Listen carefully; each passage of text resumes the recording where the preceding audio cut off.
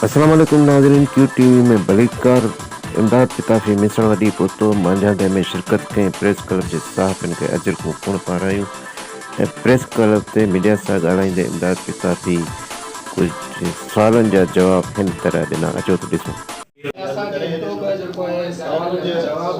हाँ बुधा हुक्म कर खुदा साहब।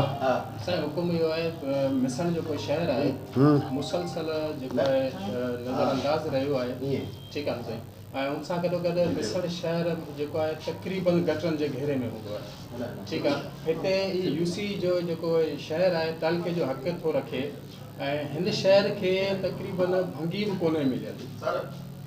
ऐं ॿी ॻाल्हि त सर हिते जो जेको कॉलेज आहे वॾो डिग्री कॉलेज ठहियल आहे, उनजो कमु बि रोलड़ी जो शिकार थियो पियो आहे।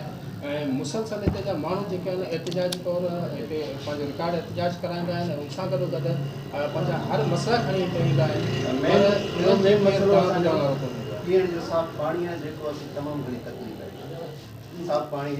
आरो प्लांट कोन्हे हिते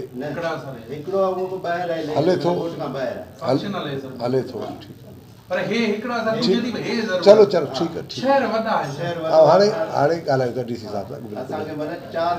अदाणे अर्ज़ी आहे ड्रेनेज जो वाक़ई इशू आहे हिते। मुंहिंजो वेठा सभु दोस्त वेठा हुया, कासिम हुते हो, तव्हां हुते हुयो कोन्हे। मुंहिंजी डीसी साहब सां ॻाल्हि थी आहे, पब्लिक हेल्थ जे एक्सीडेंट साहब ॻाल्हि थी, राब्ते में ईंदा इंशाल्लाह। हींअर जेको पाणी हिते ड्रेनेज जो इशू आहे इहो सुभाणे परीं ताईं इंशाल्लाह हल थी वेंदो। इहे सॼो सफ़ाइयूं कराईंदासीं जेको इशू आहे। बाक़ी जेको तव्हां कॉलेज जी ॻाल्हि कई, अहिड़ी सिंध में 25 स्कीमूं आहिनि जेके अम्ब्रेला स्कीमनि तहत हुयूं, उहे सभी उनजो इशू आहे। उन लाइ बि असां कोशिशि कई आहे, डीसी साहब सां ॻाल्हि थी आहे। सो इंशाल्लाह ताला इहो कंदासीं। जेको बि मिसण जे दोस्तनि जा इशू हूंदा उहे हल कंदासीं। तव्हांजो असांजो साथ रहंदो। सभिनी खां पहिरीं तव्हांखे मुबारक हुजे नई बाडी खे, प्रेस क्लब खे। तव्हां जीअं जेतिरो कोशिशि कंदव ऐं हुकुम थी मिसण जा काफ़ी टेंडर मंज़ूर हूंदे बि अॻे मुंहिंजे ख़्याल में मंज़ूर थिया हुआ, उहे कम बि अञा ताईं बेंड आओ ॾिसो का का का का का कंट्रोवर्शियल ॻाल्हि कोन कंदो त इहो मुनासिबु कोन्हे। अफ़सोस मूंखे हिकिड़ी ॻाल्हि ॾिसो चवां थो त हिते असांजो भाउ दोस्तो आहे, पार्टी में भाई बियो साहब डिस्ट्रिक्ट जो चेयरमैन हुयो ऐं हिन यूनियन काउंसिल मां हुयो।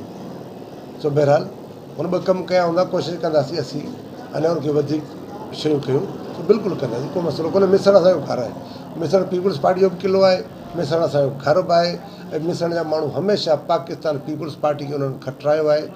मिसण जे माण्हुनि जा पाकिस्तान पीपुल्स पार्टी ते एहसान आहिनि, उहे असांखे यादि रहंदा।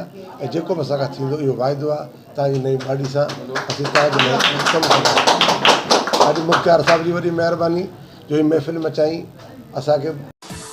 जी नाज़रीन, ही हो इमदाद पिताफ़ी। ईंदड़ ब्रेकिंग न्यूज़ ताईं हाणे असांखे इजाज़त ॾींदा। अल्लाह निगहबान। क्यू टीवी खे सब्सक्राइब करियो।